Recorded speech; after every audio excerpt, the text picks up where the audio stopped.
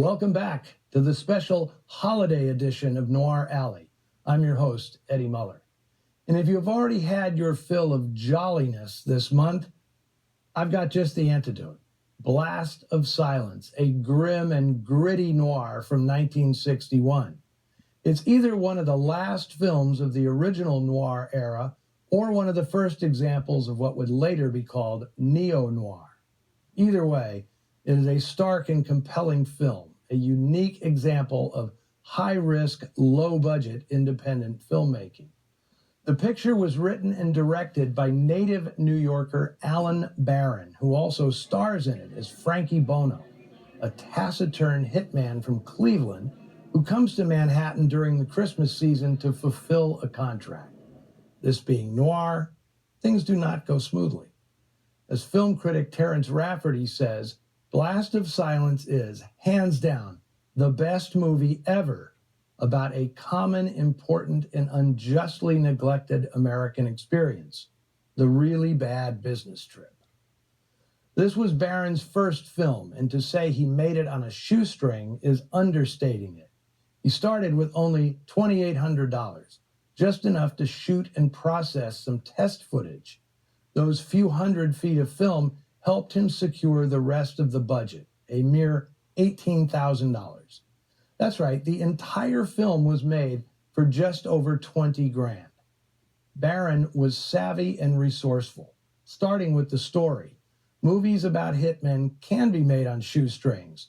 The character is isolated, doesn't say much, and spends most of the story either killing time or stalking the target, things that can be rendered cinematically and without spending much money. Barron had no filmmaking experience, but he had worked as a comic book artist, so the rudiments of composition and editing were second nature to him. He approached movie making purely on instinct, working with borrowed equipment and shooting most everything in actual New York locations, without permits, a time-honored tradition amongst young filmmakers like Stanley Kubrick, Irving Lerner, and Paul Wenkos, whose low-budget features, Killer's Kiss, Murder by Contract, and The Burglar, share the same DIY DNA as Blast of Silence. It was not Barron's intention to play the hired killer. He had written the part specifically for a buddy, an actor he'd met doing summer stock theater, Peter Falk. But as luck would have it, Falk got an offer that paid actual money, playing mob stoolie Abe Relis in Murder Incorporated, released the same year as Blast of Silence.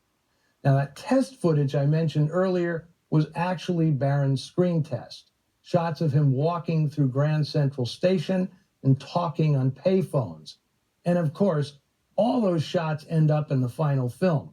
Nothing can be wasted when working with a budget this stingy. Another unique aspect of Blast of Silence is its voiceover narration. Voiceovers were a venerable part of the film noir lexicon, but Barron gives it a twist. This is the only one I've ever heard delivered in the second person. Veteran actor Lionel Stander serves as Frankie Bono's disembodied conscience, or at least some sort of omnipotent noir deity who stands watch over angst-fueled assassins. Stander did the job for $500 uncredited. It would have cost Barron an additional $500 to use Stander's name in the credits. The actor had been blacklisted in the early 1950s, and in an odd coincidence, the voiceover narration was scripted by another blacklistee, screenwriter Waldo Salt. It was added after the film was edited to make it feel more cohesive. It is truly one of a kind in concept, language, and delivery. Also featuring Molly McCarthy, Larry Tucker, and lots of Alan Barron's friends and family working for nothing. Here is one of my favorite Christmas films, Blast of Silence.